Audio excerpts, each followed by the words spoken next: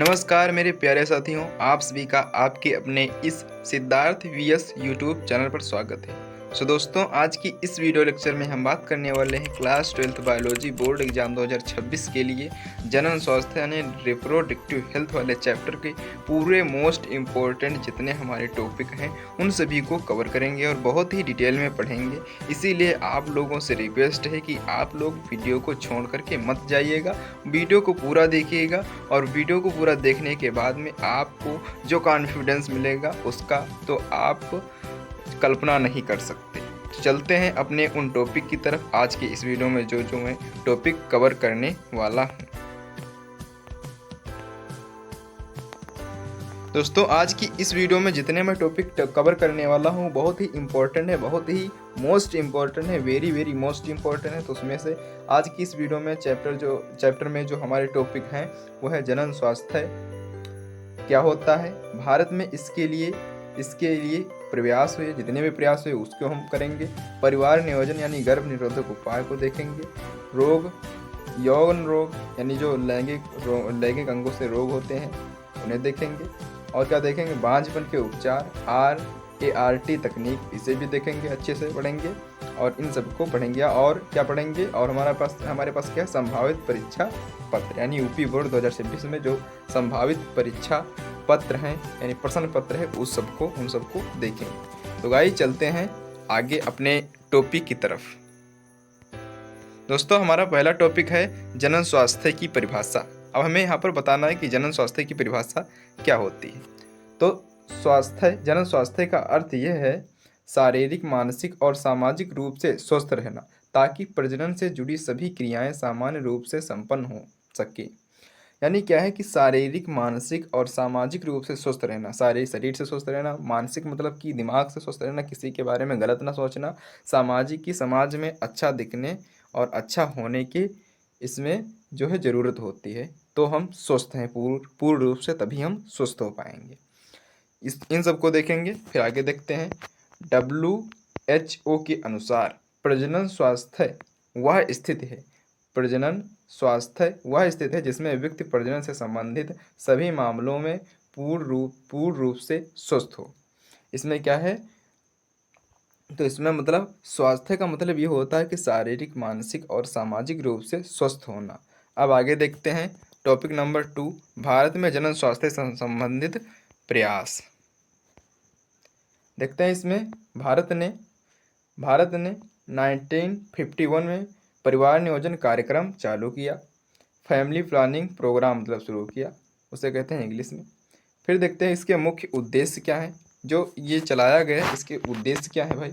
तो उद्देश्य इसके हैं जनसंख्या वृद्धि पर नियंत्रण, मातृ एवं शिशु मृत्यु दर को घटाना, सुरक्षित गर्भरोधक उपाय उपलब्ध कराना, जनन स्वास्थ्य के प्रति जन जागरूकता फैलाना। इसका क्या उद्देश्य था कि मातृ एवं शिशु मृत्यु दर को घटाना, कि बच्चों की अगर मृत्यु दर घटेगी तो जनसंख्या पर बहुत ही प्रभाव पड़ेगा, जनसंख्या बहुत ही घट जाएगी। और जनन स्वास्थ्य के प्रति जन जागरूकता को बढ़ाना था, यानी जनन स्वास्थ्य जो था उसके प्रति जन जागरूकता मतलब उसको, इसके बारे में लोगों को जागरूक करने का प्रयास किया गया था। किसके द्वारा? सरकार के द्वारा। जनसंख्या वृद्धि पर नियंत्रण, और जनसंख्या ज़्यादा बढ़े ना इसके लिए उन्होंने क्या किया, जनसंख्या वृद्धि पर नियंत्रण भी कराया। अब देखते हैं विशेष कार्यक्रम सरकार ने क्या किया, तो इसे भी देखते हैं। ये भी हमारे बोर्ड एग्जाम में पूछता है। देखते हैं किशोर शिक्षा कार्यक्रम, यानी किशोरों को शिक्षा दिया, किसके बारे में, इन सभी चीज़ों के बारे में जन जागरूकता फैलाया। ठीक है। और यौन शिक्षा, मासिक धर्म, गर्भधारण और लैंगिक समानता पर जानकारी देना, इन सभी चीज़ों के बारे में उन्हें शिक्षा दी गई ताकि इन सभी चीज़ों से बच पाएँ। अब देखते हैं हमारा टॉपिक नंबर 3 है जनसंख्या विस्फोट। गाइस मैंने शॉर्ट में सभी रखा है, आप समझ सकते हैं और मैं एक्सप्लेन तो करता ही हूँ साथ में, और आप अपने माइंड से भी सोच सकते हैं। तो उसमें कोई बहुत ज़्यादा डिफ़िकल्ट चीज़ और डिफ़िकल्ट वर्ड नहीं है। आप ये जो मैंने शॉर्ट में लिखा है इसलिए लिखा है कि आप लोगों को अच्छा लगे, और आप लोग जब अपनी कॉपी पर इसे नोट करें तो आपको कोई प्रॉब्लम ना हो। अगर आप ये सभी नोट्स एक तरफ से पाना चाहते हैं तो डिस्क्रिप्शन में लिंक है, आप हमारे टेलीग्राम चैनल से जुड़ करके वहाँ से सारे नोट्स पा सकते हैं गाइज, ठीक है। तो वहीं पर आप जाइएगा तो सारी क्लासेस की नोट्स वहाँ पर आपको मिल जाएंगे, हैंड राइटिंग भी और ये कंप्यूटर से ये इस तरीके से भी मिल जाएंगे, और हमारा जो हमने हाथ से लिखा है वो भी मिल जाएंगे गाइज, ठीक है। अब देखते हैं जनसंख्या विस्फोट, पॉपुलेशन एक्सप्लोशन। इसे भी देख लेते हैं, इसका अर्थ क्या है। जनसंख्या का अत्यधिक व तेजी से बढ़ना क्या कहलाता है, जनसंख्या विस्फोट कहलाता है। गाइज इतना समझ में आया कि जनसंख्या का अत्यधिक व तेजी से बढ़ना जनसंख्या विस्फोट कहलाता है। यानी कि जनसंख्या विस्फोट माइंड में ऐसा आता है कि कहीं पर जनसंख्या मतलब विस्फोट, कि कहीं पर कुछ विस्फोट हो गया एकदम से कुछ, मतलब कि जैसे कि बम, इस तरीके से माइंड में आता है। तो एक कतई नहीं है। जनसंख्या विस्फोट का मतलब है कि जनसंख्या अत्यधिक और तेजी से बढ़ना जनसंख्या विस्फोट कहलाता है गाइज। अब देखते हैं आगे मुख्य कारण इसके देखते हैं। अब मुख्य कारण भैया होंगे तभी तो कुछ ना कुछ गड़बड़ी होगी। मुख्य कारण देखेंगे, मुख्य रीजन क्या है। तो मृत्यु दर में कमी, यानी जब मृत्यु दर में कमी होगी, यानी जब लोग मरेंगे कम तो वृद्धि ज़्यादा होगी। चिकित्सा सुविधाओं में वृद्धि, यानी चिकित्सा या जो हमारे हॉस्पिटल हैं ये सभी अच्छी तरीके से बहुत सुचारू रूप से कार्य करने लगे, 24 घंटे कार्य करने लगे। तो कोई थोड़ा सा बीमार हुआ तो उसे लेकर के चले गए कहाँ, हॉस्पिटल।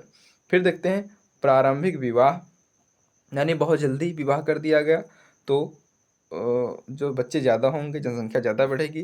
फिर अशिक्षा व अज्ञानता, तो अशिक्षा भी लोगों में बहुत है कि अगर बड़ा परिवार होगा तो ज़्यादा लोग होंगे तो ज़्यादा काम होगा, ठीक है। तो इस तरीके से फिर देखते हैं, फिर आगे क्या है। फिर इसमें क्या है, बड़े परिवार की चाह, लोग कुछ कुछ लोग कहते हैं कि बड़े परिवार की चाह रखते हैं कि बड़ा परिवार हमारा होना चाहिए।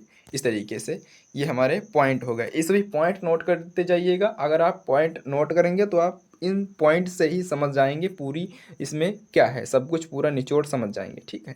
अब देखते हैं गाइस, आगे देखते हैं क्या है नियंत्रण के उपाय।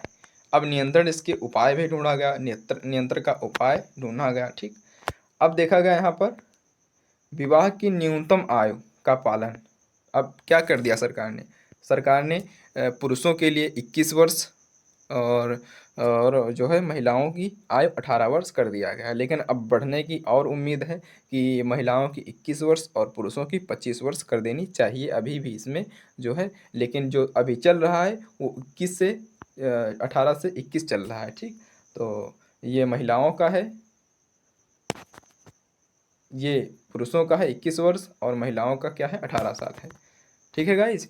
फिर देखते हैं परिवार नियोजन, यानी परिवार को नियोजित करना, यानी परिवार नियोजन की सभी शिक्षाएं देना। और शिक्षा व जन जागरूकता ऑप्शन, ये हमारे जो है पॉइंट नंबर डी है, शिक्षा व जन जागरूकता। इसके बारे में जानकारी दी गई और उन्हें परिवार नियोजन के बारे में बताया गया, कॉन्डम का उपयोग करना, ये सभी चीज़ों के बारे में बताया गया। आगे सभी देखेंगे, सब कुछ देखेंगे। फिर देखते हैं हमारा जो पॉइंट नंबर 4 है, इसको देखते हैं कि क्या है इसमें, गर्भ निरोधक उपाय। इसको देखते हैं गर्भधारण को रोकने के उपाय। इसका अर्थ ये होता है गर्भ निरोधक के उपाय मतलब गर्भधारण, मतलब गर्भवती महिला को बनने से रोकना, मतलब कि महिला गर्भवती ना हो, इसीलिए कहते हैं। तो प्राकृतिक विधियाँ, जो हमारा प्राकृतिक विधियाँ, ये जो ए पॉइंट हमारा है ये प्राकृतिक विधियाँ है, नेचुरल मेथड। और जो हमारा होगा तो आगे अभी देखेंगे। इसमें देखेंगे अवरोध काल विधि, यानी अवरोध काल, उसको अवरोध कर दिया जाता है। फिर क्या है सहवास अवरोध विधि, विड्रोल मेथड, और दुग्धपात अमेनोरिया, इसे भी देख लेते हैं। फिर देखते हैं जो हमारा वी है अवरोधक विधियाँ। तो अवरोधक विधियाँ ये ज़्यादा पूछता है गाइस, और जो ऊपर था ये वाला बहुत कम पूछता है, लेकिन ये बहुत अच्छे तरीके से पूछता है। इसको आप अच्छे तरीके से नोट्स कर लीजिएगा। क्वांटम पुरुष या महिला द्वारा उपयोग किया जाता है, जो आप स्क्रीन पर देख रहे हैं। तो ये इनका ऐसा सेफ होता है। फिर क्या है गर्भधारण और यौन रोग दोनों से बचाव होता है। इसका कॉन्डम का काम क्या होता है, गर्भधारण और यौन रोग से बचाव होता है। फिर देखते हैं डायफ्राम कैप वैजाइनल स्पंज महिला द्वारा उपयोग किया जाता है। ये सभी क्या हैं, ये सभी सर्वाइकल कैप हैं, कावर्टी होती है, काफरलू होती है, ये सभी वेजाइना में, फीमेल के वेजाइना में रखे जाते हैं। अब आगे बढ़ते हैं, आगे देखते हैं मौखिक गोलियां, ओरल पिल्स। इसे देखते हैं हार्मोन एस्ट्रोजन और प्रोजेस्टेरोन युक्त होते हैं, जो होते हैं क्या होते हैं, मौखिक गोलियां यानी जो कैप्सूल होते हैं, तो अंडोत्सर्ग को रोकती हैं। ये सभी जो मौखिक गोलियां होती हैं। और उदाहरण मालाडी, मालायन और सहेली, इन सभी मेडिसिन का उपयोग किया जाता है। इन सब का यूज़ करके जो है महिला अपने आप को सुरक्षित कर सकती है, यानी संतान जब चाहे तब पा सकती है, बिना चाहे नहीं पा सकती। फिर देखते हैं शल्य क्रिया विधियां। शल्य क्रिया विधियां, शल्य क्रिया विधियां, सर्जरी मेथड। वैसेक्टॉमी ये पुरुषों में होता है। इसमें क्या होता है गाइज, ये जो आप देख रहे हैं स्क्रीन पर, ये यहाँ पर जो जो है वृषण कोशिका, वृषण नली दी गई है, इसको काट दिया जाता है तो शुक्राणु ऊपर जा नहीं पाते हैं। जब शुक्राणु ऊपर जा नहीं पाएंगे तो क्या होगा, तो जब वो प्रजनन करेंगे, जब वो सेक्स करेंगे तो उसमें से जो है स्पर्म नहीं आगे निकलेगा, उसमें से वीर्य आगे निकल ही नहीं पाएगा। फिर क्या है ट्यूबेक्टोमी, ये महिला में होता है। इसमें महिला में क्या होता है, जो फैलोपियन ट्यूब नली होती है उसको काट दिया जाता है और उसे धागे से बांध दिया जाता है, तो वो जो उसमें से अंडकोशिका निकलती है यानी अंडाणु निकलते हैं, तो अंडाणु जो है फैलोपियन ट्यूब में उसी में अंदर रह जाते हैं, बाहर नहीं निकल पाते हैं। ठीक है, जिसे नसबंदी कहा जाता है। इन दोनों को नसबंदी कहा जाता है गाइज। इन दोनों नसों को जब काटा जाता है तो उसे नसबंदी कहा जाता है। ठीक है गाइज, अब आगे बढ़ते हैं, आगे का टॉपिक देखते हैं। स्थायी परमानेंट विधियां हैं। ये सभी जो दोनों हैं विधियां, ये परमानेंट है। एक बार कर दिया जाए, ये एक बार कर दिया जाए तो बार बार फिर नहीं करना पड़ेगा। लेकिन जो जो कॉन्डम का उपयोग होता है ये बार बार करना पड़ता है। गोलियों को लेना पड़ता है, वो बार बार करना पड़ता है गाइस। ठीक, देखते हैं अब आगे। जो हमारा पॉइंट नंबर 5 है, चिकित्सीय गर्भपात यानी मेडिकल टर्मिनेशन ऑफ प्रेगनेंसी। अवांछित या जोखिमपूर्ण गर्भधारण को समाप्त करना होता है। भारत में 1971 से कानूनी रूप से मान्य हुआ। इसमें क्या है, इसमें जो होता है, तो इसमें जो टेस्ट ट्यूब पे भी बनाया जाता है, तो इसे वो क्या किया जाता है, इसे शरीर से बाहर किया जाता है। इसका जो है फर्टिलाइजर शरीर के बाहर होता है। अवांछित या जोखिमपूर्ण गर्भधारण को समाप्त करना होता है। भारत में 1971 में कानूनी रूप से ये मान्य हुआ है। और क्या है, केवल चिकित्सीय सलाह से किया जा सकता है। ये चिकित्सीय सलाह से किया जाता है, आप ऐसे नहीं कर सकते। चिकित्सा को आपको जाना पड़ेगा, वहीं पर ये सारी क्रियाएं होंगी। यौन संचारित रोग, सेक्सुअली ट्रांसमिटेड डाइजेस, STD। इसे देखते हैं गाइज, ये क्या है, STD वे रोग हैं जो यौन संपर्क से फैलते हैं। यानी यौन संपर्क, जैसे कोई पुरुष या महिला होती है, एक या दो से अधिक लोगों से संबंध बनाती है, यानी उनसे रिलेशन में रहती है, तो कुछ रोग होते हैं, कुछ डाइजेस होते हैं जो फैलते रहते हैं। तो उससे क्या होता है, उन्हीं के बारे में यहाँ पर हमें स्टडी करना है। तो देखते हैं इसके बारे में क्या क्या है। तो रोग है हमारे पास, यहाँ क्या है, ये सभी डाइजेस हैं। ये इधर के डाइजेस हैं और इधर के क्या है, किसके कारण फैलते हैं, ये हमें देखना है। तो हमारा जो रोग है गोनोरिया गाइस होता है, तो बैक्टीरिया से फैलता है। सिफिलिस होता है, ये भी बैक्टीरिया से फैलता है। जननांग हर्पीज, ये वायरस से फैलता है। HIV एडस रोग, जो वायरस से फैलता है। हिपेटाइटिस बी, ये वायरस से फैलता है। तो गाइस आगे और देखते हैं, अभी और है हमारे पास एक ट्राइमोकोनियासिस, ये प्रोटोजोआ से फैलता है। गाइस ये सभी आप नोट कर लीजिएगा, ये किससे फैलते हैं, ये ऑब्जेक्टिव में पूछ सकता है। अगर आपने ऑब्जेक्टिव वीडियो नहीं देखी है तो मैंने चैप्टर 1 से चैप्टर 5 तक ऑब्जेक्टिव वीडियो बना करके, सभी मोस्ट इंपॉर्टेंट ऑब्जेक्टिव क्वेश्चन को लेकर के उसकी एक वीडियो बना करके मैंने अपने चैनल पर अपलोड कर दिया है। अगर आप देखना चाहते हैं तो हमारे चैनल पर जा करके, या फिर डिस्क्रिप्शन में लिंक है, वहाँ से आप देख सकते हैं और आराम से अपनी स्टडी कर सकते हैं। गाइस अब आगे बढ़ते हैं, इसकी रोकथाम बता रहा है, रोकथाम पूछ रहा है, इसे भी देख लेते हैं। इससे जो बचा कैसे जा सकता है, इन रोगों से, जो सभी जो यौन संचारित रोग हैं, इनसे कैसे बचा जा सकता है। गाइस जब देखते हैं इनमें, नंबर 1 एकल यौन साथी, यानी एक से अधिक लोगों के साथ ये सब नहीं करना चाहिए, यानी सेक्स की क्रिया नहीं करनी चाहिए। फिर देखते हैं कॉन्डम का उपयोग, अगर आप कर रहे हैं तो कॉन्डम का उपयोग कीजिए। संक्रमित सुई या रक्त को बचाव, संक्रमित सुई या रक्त से बचाव करना चाहिए। कोई कोई डॉक्टर लोग क्या करते हैं, एक सुई है उसे किसी एक व्यक्ति को लगाया और वही सुई को धुल करके किसी दूसरे व्यक्ति को भी लगा देते हैं, तो उसे भी वो रोग हो जाता है, क्योंकि ये बैक्टीरिया वायरस से प्रोटोजोआ से फैलते हैं, तो ये सुई से फैल जाते हैं। यानी सुई को, नई सुई का उपयोग करना चाहिए। और अगर किसी का रक्त ले रहे हैं तो उसके रक्त के बारे में पहले स्टडी करना चाहिए, उसका जानना चाहिए कि इसे कोई बीमारी तो नहीं है इस व्यक्ति के, तब उसका जो है ब्लड लेना चाहिए।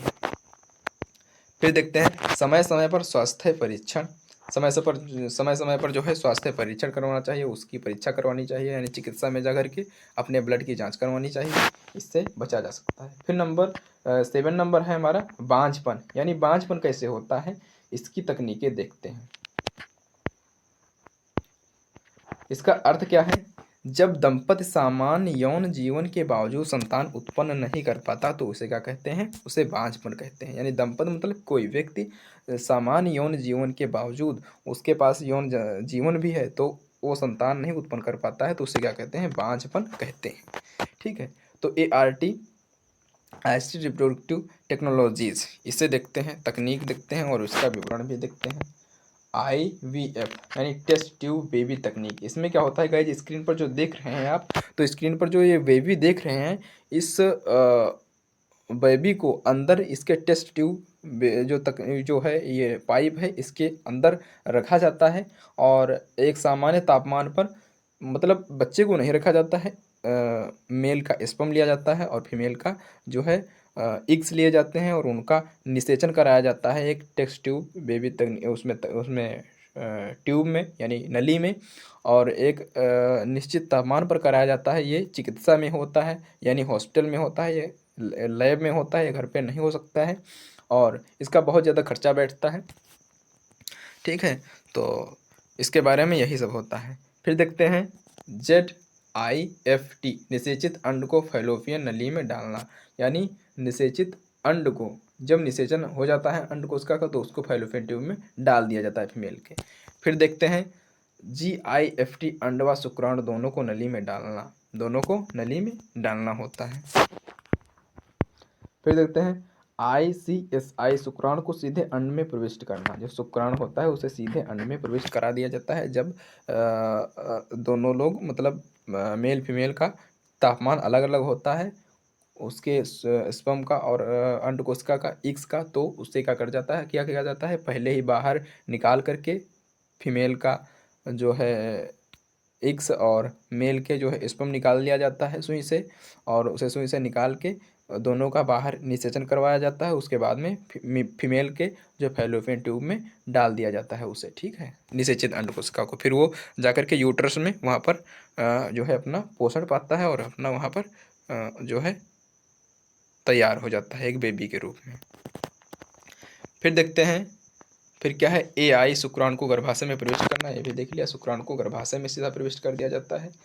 फिर देखते हैं निष्कर्ष, इसका निष्कर्ष क्या है, यानी जनन स्वास्थ्य क्रिया का निष्कर्ष क्या है और इसका संदेश क्या है, ये सभी जानेंगे। ये सभी पूछता है कि जनन स्वास्थ्य का निष्कर्ष बताइए, ये सभी क्वेश्चन अभी आगे देखेंगे, क्वेश्चन भी देखेंगे, अभी ऐसी बात नहीं है।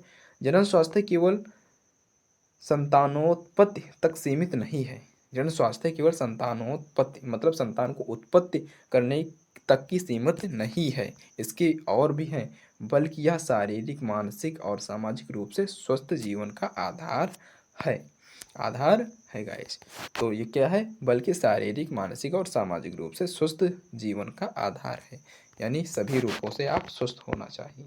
फिर संदेश क्या है इसका, यौन शिक्षा, परिवार नियोजन और महिलाओं की जागरूकता से ही हम एक स्वस्थ और जिम्मेदार समाज बना सकते हैं। क्या इसमें बताएगा, यौन शिक्षा यानी लैंगिक अंगों के बारे में बताना, परिवार नियोजन यानी परिवार को सीमित रखना, परिवार नियोजन स्थायी विधियों को समझाना, अस्थायी विधियों को समझाना यानी कॉन्डम का प्रयोग करना, इस जो है कॉपर टी का प्रयोग करना, कॉपर लू का प्रयोग करना, इसमें बताया होता है, इसमें बताया जाता है।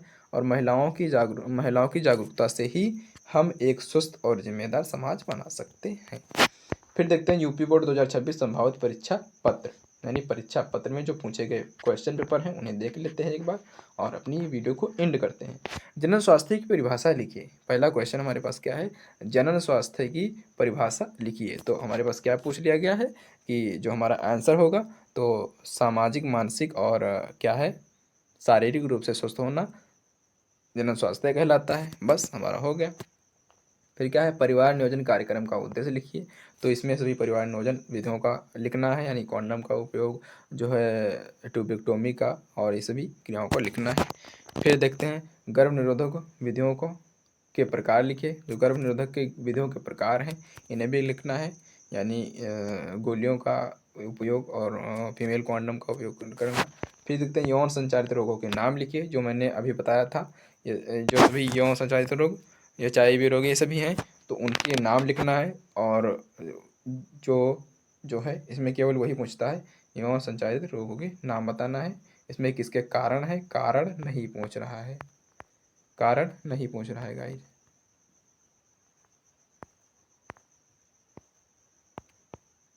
फिर देखते हैं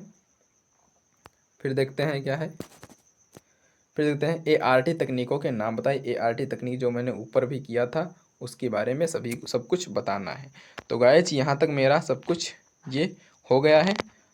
और अगर आपको वीडियो पसंद आए तो वीडियो को लाइक कर दीजिएगा, चैनल पर नए हो तो चैनल को सब्सक्राइब कर दीजिएगा। और क्योंकि सब्सक्राइब करेंगे तो आपको मैं ऐसे ही वीडियो देता रहूँगा। अगर आपको और वीडियो चाहिए, आगे लेसन की वीडियो चाहिए, तो एक इसी वीडियो के कमेंट बॉक्स में आपको कमेंट कर देना है और आपको बताना है कि हाँ हमें और वीडियो चाहिए। तो गाइज मिलते हैं किसी नेक्स्ट वीडियो में, तब तक के लिए जय Hind, Vande Mataram, good bye, take care. हाँ, और वीडियो को सब्सक्राइब करना मत भूलिएगा गाइज, मत भूलिएगा, ठीक है। Okay, love you, bye.